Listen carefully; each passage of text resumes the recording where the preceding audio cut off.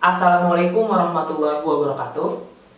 Halo sahabat bahasa, perkenalkan, nama saya Ariel Ramadan Nur Alam dari Universitas Padjadjaran. Saat ini, saya akan membahas mengenai penggunaan bahasa Indonesia sebagai bahasa utama di Indonesia. Nah, sebelumnya, kita ngebahas bahasa dulu nih. Bahasa merupakan alat komunikasi yang ada di masyarakat. Dengan adanya bahasa, kita bisa pahami apa-apa aja yang diomongin sama orang.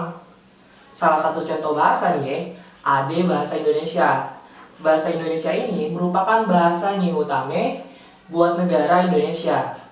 Dengan diutamainnya bahasa Indonesia, bisa ngebuat bahasa Indonesia jadi bahasa resmi nasional di Indonesia.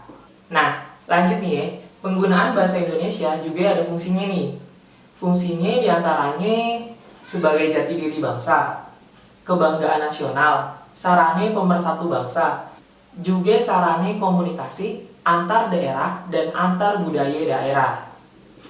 Tapi nggak cuma itu nih, fungsinya masih ada lagi, yaitu sebagai bahasa resmi kenegaraan, pengantar pendidikan, komunikasi tingkat nasional, pengembangan kebudayaan nasional, transaksi dan dokumen niaga, juga sebagai sarana pengembangan dan pemanfaatan ilmu pengetahuan, teknologi, seni, dan bahasa media massa.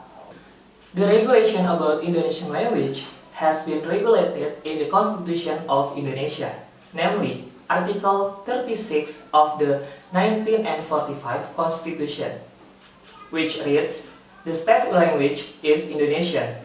Also regulated in Law Number 24 and 2009 concerning the flag, language, and national emblem, as well as the national anthem, and also Presidential Regulation Number 63 of 2019 concerning the use of Indonesian language. The priority and use of Indonesian language is carried out as a form of pride in one's identity and respect for the mandate of Indonesian Constitution. Pengutamaan bahasa Indonesia diatur di dalam pasal 26 sampai dengan pasal 39 Undang-Undang Nomor 24 Tahun 2009 tentang bendera, bahasa, dan lambang negara serta lagu kebangsaan. Yaitu diantaranya bahasa Indonesia wajib digunakan dalam peraturan perundang-undangan, dokumen resmi negara, pidato resmi presiden, wakil presiden, pejabat negara di dalam atau di luar negeri. Sebagai bahasa pengantar dalam pendidikan nasional, pelayanan administrasi publik di instansi pemerintahan, nota kesepahaman atau perjanjian yang melibatkan lembaga negara, instansi pemerintahan Republik Indonesia, lembaga swasta Indonesia, atau perseorangan warga negara Indonesia. Forum yang bersifat nasional atau forum yang bersifat internasional di Indonesia. Komunikasi resmi di lingkungan kerja pemerintah dan swasta. Laporan setiap lembaga atau perseorangan kepada instansi pemerintahan. Penulisan karya ilmiah dan publikasi karya ilmiah di Indonesia. Nama geografi di Indonesia. Informasi tentang produk barang atau jasa produksi dalam negeri atau luar negeri yang beredar di Indonesia.